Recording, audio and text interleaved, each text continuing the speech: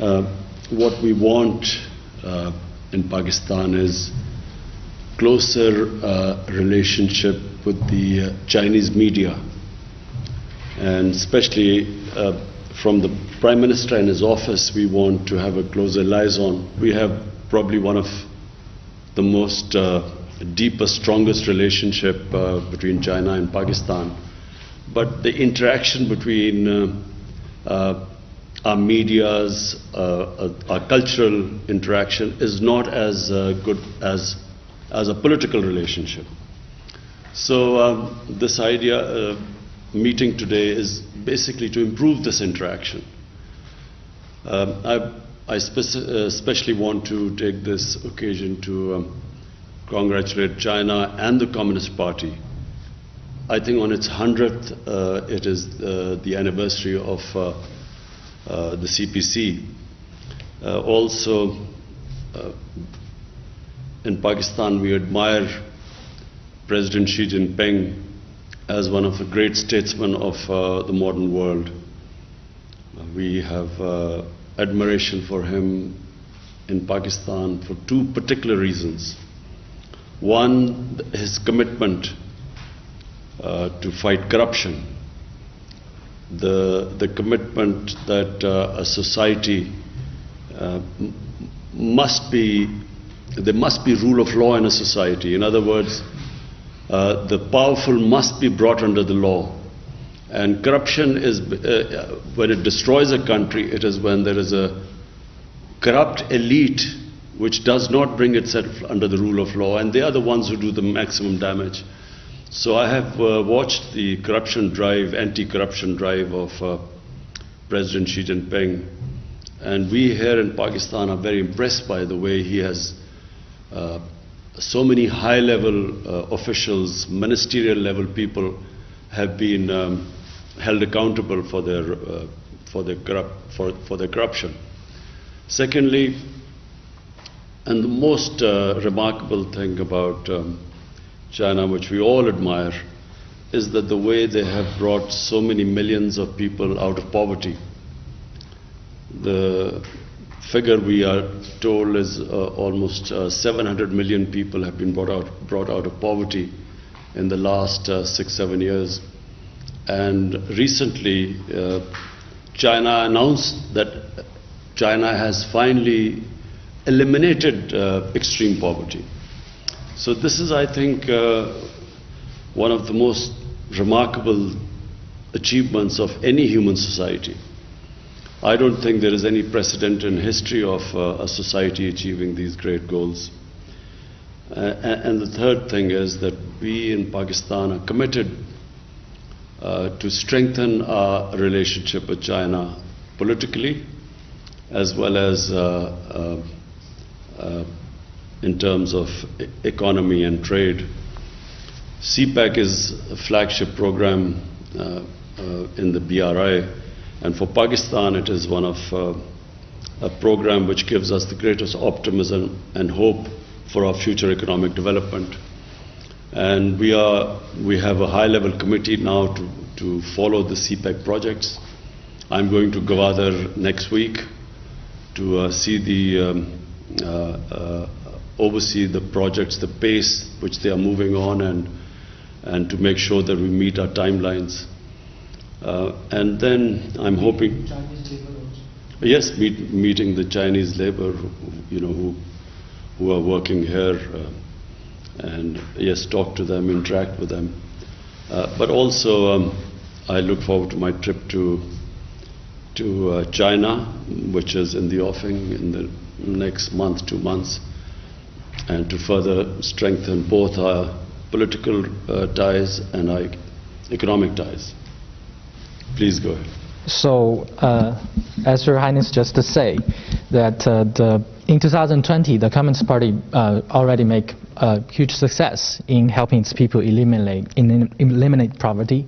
Also, it helps the country to navigate its people throughout the pandemic while achieve the positive GDP growth. So, the CPC is continually using its people-centered policy, so towards its people and towards governing this country. So how do you comment on this people-centered policy, and how do you think is CPC's role in the development of China? You see, the CPC is a unique model. Until now, we were told that the best way of societies improving themselves is the Western system of democracy. And we were told that that is the best way of progress of a society. But what the CPC has done is that it has brought this alternate model, and they have actually beaten all Western democracies in the way they have brought up merit in the society. You see, what is remarkable, a society succeeds if that society has systems which bring two things forward: meritocracy and accountability. Accountability of the ruling elite, which means a transparent system, which is very important for progress, and secondly, which brings up merit in a society. So until now, the feeling was that democracy is electoral democracy is the best way, where you get merit, leadership based on merit, and then hold that leadership accountable. But what CPC has done is that without that electoral democracy, it has actually achieved that and much better. What I saw in China when I visited the Communist Party headquarters and when they gave us briefings, their system of sifting talent and then grooming it and bringing it up, for me, is probably more remarkable than any democratic electoral democracy does not bring up that sort of meritocracy or can hold people accountable. And third thing is that it's a very flexible system. You know, when they want to change something, that system allows them to bring a change.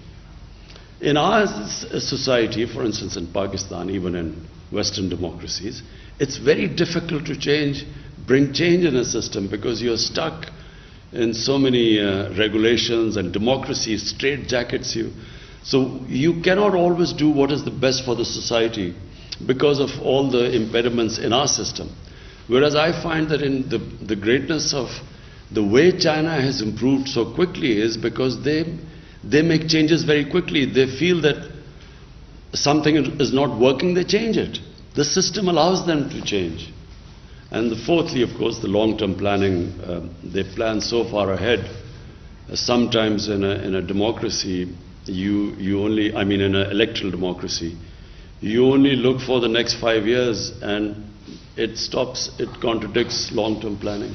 Hi, Prime Minister. Very grateful. Thank you for hosting this meeting online on Ocean from China Day. And another question, it's been 7 years since China and Pakistan established the diplomatic relationship as well as the friendship to the two.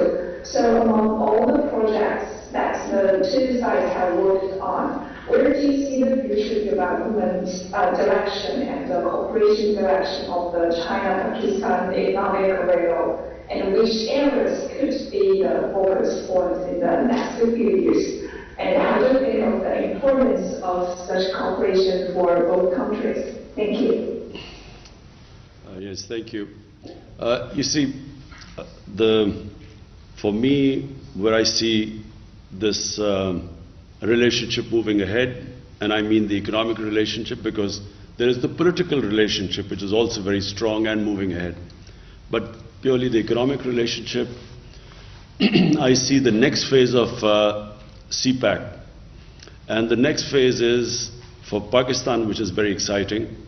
We have these special economic zones, and we hope that we hope to attract Chinese industry into these special economic zones by giving them incentives, because in Pakistan the labor is much cheaper than in China, so we hope to attract that industry which will benefit from our cheaper labor.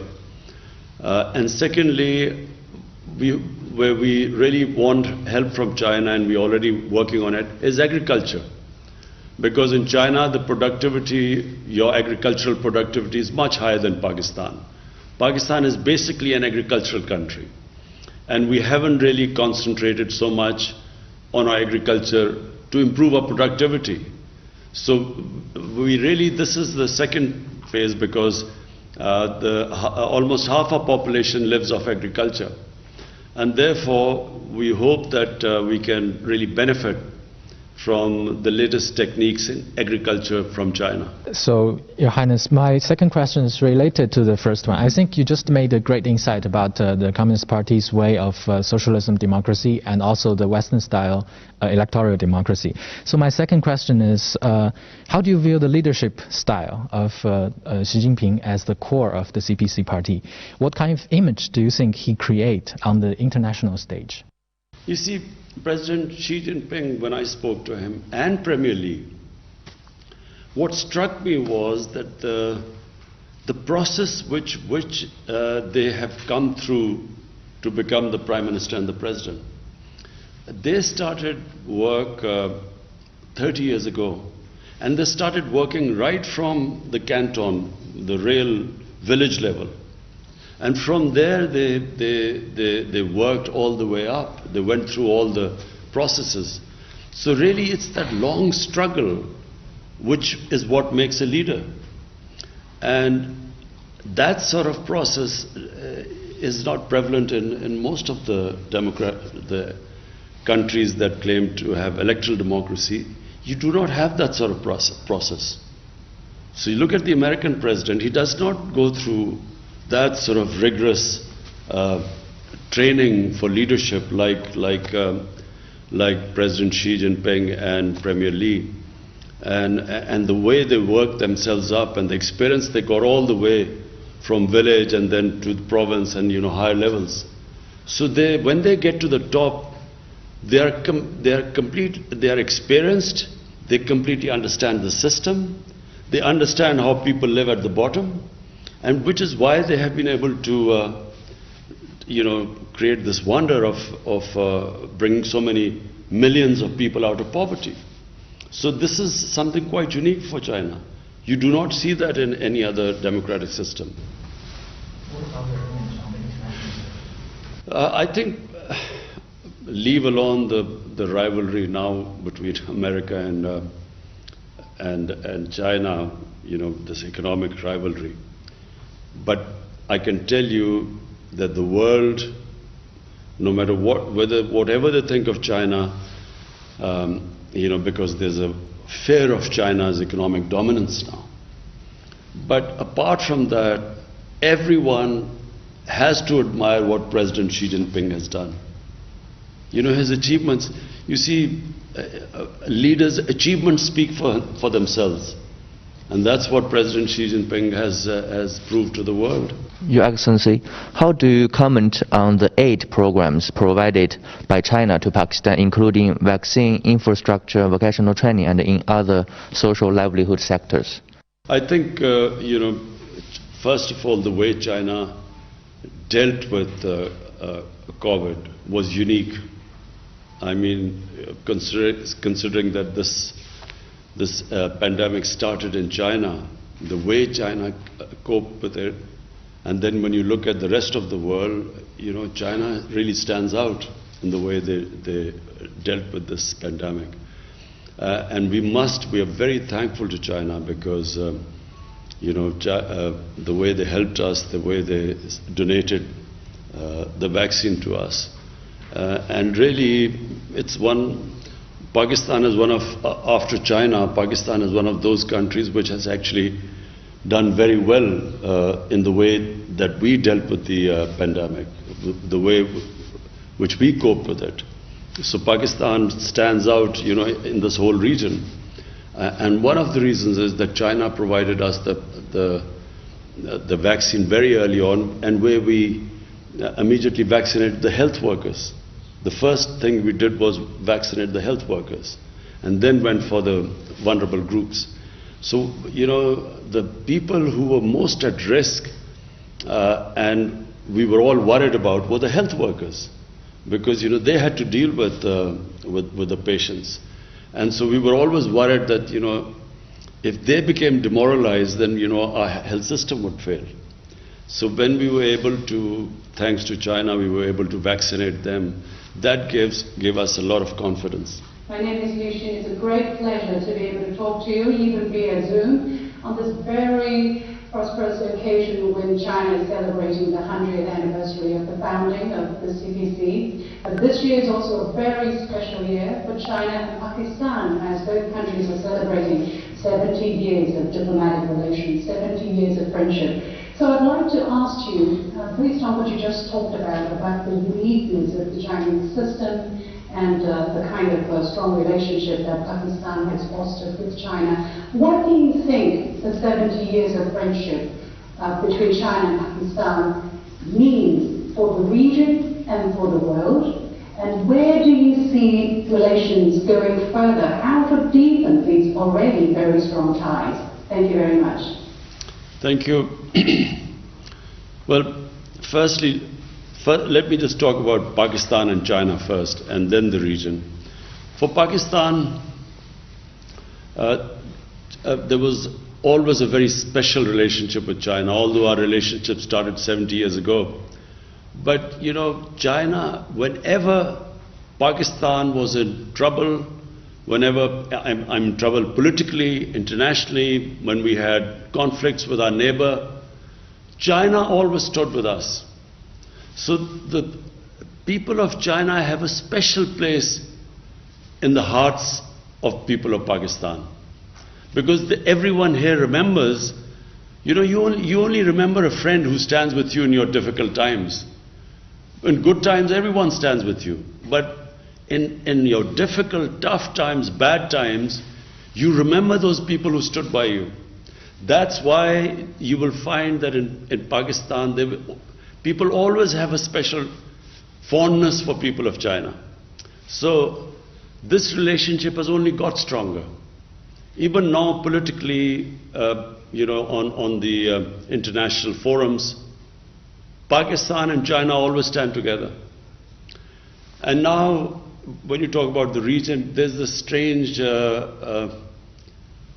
great power rivalry taking place. You see the United States and the United States being wary of China, and I don't need to say all this is now public knowledge. The way China and the United States are sort of looking at each other. So it creates problem, because what United States is doing is it's formed this regional alliance called the Quad, which is US, India, and then a couple of other countries. So from that point of view, Pakistan thinks that it is very unfair for the US or other powers, Western powers, for countries like us to take sides. Why do we have to take sides? We should have good relationship with everyone. And it's not going to happen that if there's pressure put on Pakistan to change its relationship or downgrade its relationship with China, it won't happen, because the relationship between Pakistan and China is very deep. And it's not just the governments, it's a people-to-people relationship. So to sum up, whatever will happen, our relationship between the two countries, no matter what pressure is put on us, is not going to change. But how do you deepen these already very strong ties, Your Excellency? Number one is trade.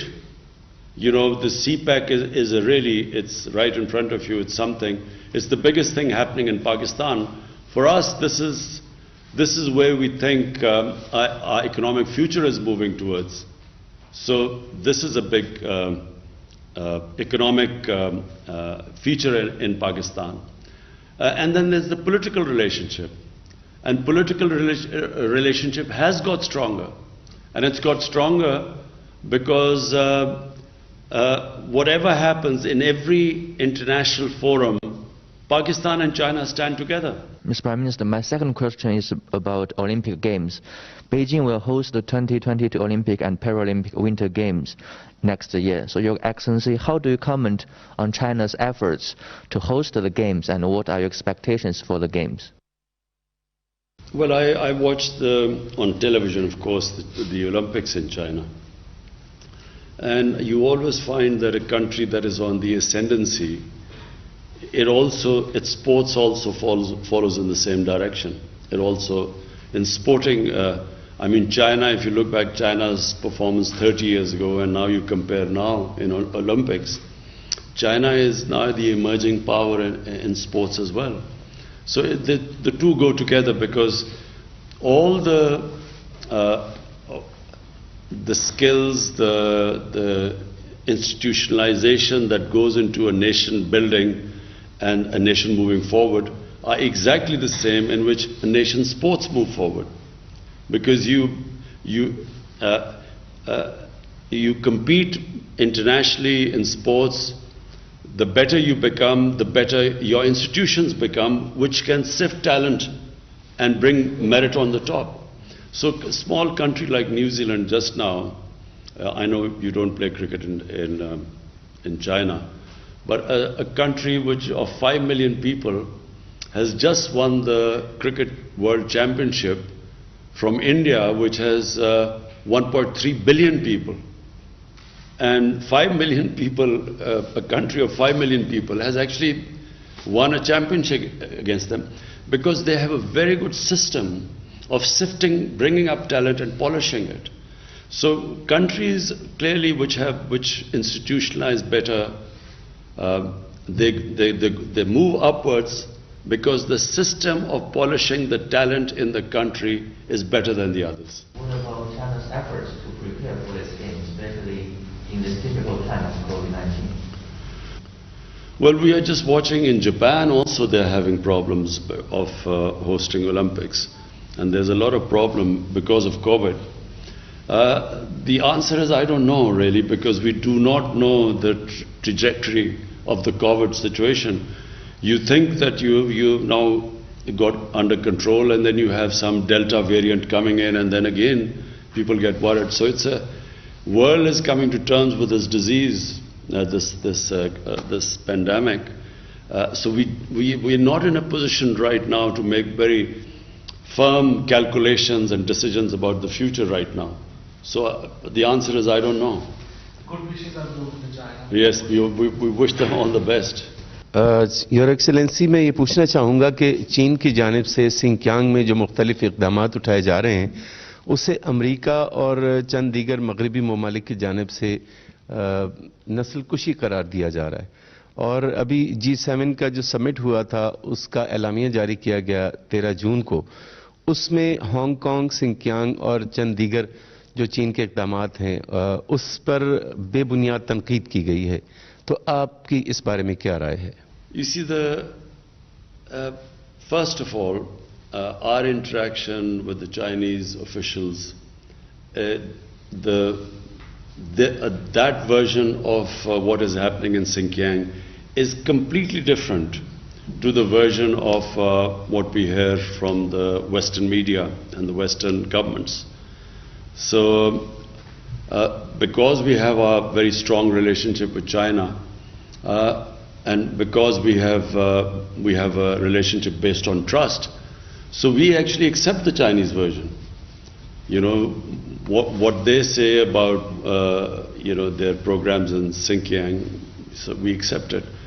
The second point is that we find it a little bit hypocritical when there are much worse human rights issues in the world which get no attention. For instance, in Kashmir. Kashmir is a huge human rights problem. There are about 9 million, 8 million Kashmiris which are basically have been put into an open prison until recently. It's a police state where there are extrajudicial killings, there's imprisonment, there's arbitrary arrests and a ban on media, and yet there is hardly any adverse comment in the Western media. 100,000 Kashmiris have died in the last 30 years for a freedom struggle. It's a disputed territory. Yet you do hardly get any coverage in the Western media, and we hear about Xinjiang and Hong Kong.